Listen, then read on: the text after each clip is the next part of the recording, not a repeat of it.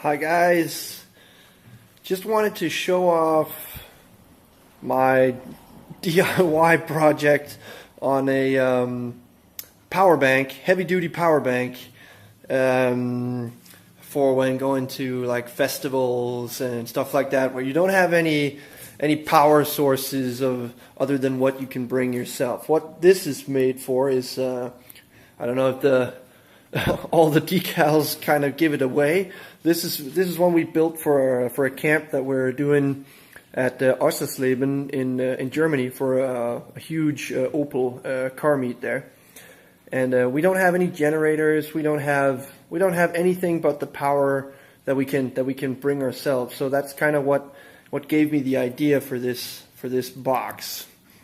And what this essentially is a 85 amp hour car battery that's built into this box. And if we just go over the outsides here, we just have some reflexes, and we got these carrying hinges here, and if we walk around the back, we can see we've got a couple of fans on here as well. I'll explain them in a minute. Here in the back, we actually have a plug for a solar panel that I have, a foldable solar panel that can give about 50 watts on 12 volts, which can feed into this so that in the day hours, this thing will just sit and charge in the sun. And we can use it in the evening hours to charge everything. To make sure that it can accommodate everyone's needs, we have I built these sockets in here. These are like normal 12-volt sockets like you find in your car.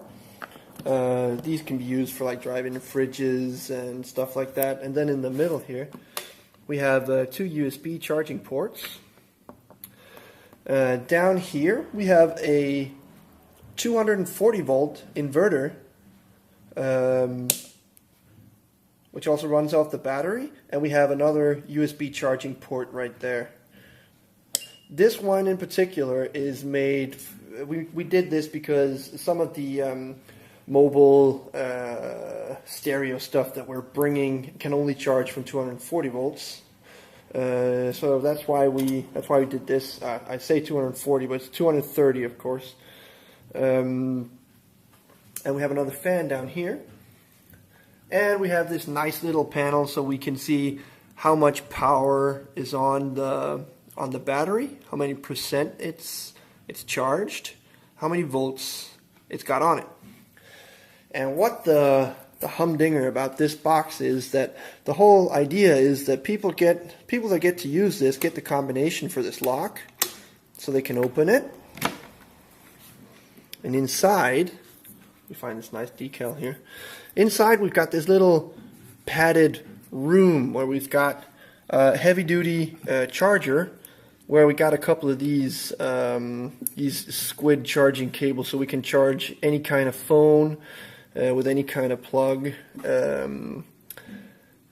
So the whole idea is that people can leave their stuff in here. This is a little power bank. They can leave their power banks, their phones, and their stuff in here, and they can close it off, put the padlock back on, and then their stuff is, well, a bit more secure than it would be otherwise. But these chargers, this is a 3.1 amp charge outlet, so this thing charges a phone in no time. This is bound to create a bit of heat, so what I've done is I've put this little there's a little thermal sensor here, and I'll show you the rest of that on the back in a minute. But what this does is that it just this whole bottom piece here is perforated with holes, so that if there's any heat from the inverter or from the battery charging or from anything else, it comes up, and then it heats up this sensor, and it'll turn on these two fans. This one to get in the cold air, and it will come up, and then it'll suck out the other end. I've set this at a really low setting, so I can just touch it here, and I'll see. And there we go. It comes up to temp, and these two fans start running. And this will ventilate the box really nicely, so you can easily have a whole bunch of phones in here. iPhones in particular get really hot when they charge. So that's how we keep the box ventilated. Let me just take this stuff out. And we can open up the box here. And this is the engine room of the whole thing. You can see we've got a lot of outlets, and what we have down here in the corner is our little fan controller unit.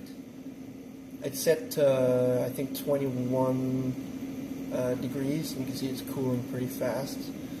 So when this reaches its the point that it's set for, it should stop the fans again. And I got a lot of these. See here the holes I was talking about, and we've got fuses on everything. And down here we've got our 230 volt inverter, which is a nice little thing. What I did was just get a normal inverter off of eBay and just mounted it there, and took the front plate off and just extended all the cables around and put it in the front. And remember this little, there's this little ground wire that needs to go with it. And that's pretty much the internals of the thing. Let me show you the solar panel really quick. This is a really nice little thing. Here it is. Each side of this is 25 watts, 12 volt power, and it hinges here. So you can open it up. And on the inside we've got a couple of legs, so you can sit it out in the sun, you can get it at a bit of an angle. And then it has this little charge controller. So what it does is just simply pump out all its juice into this connector that I've made in the rear of the box.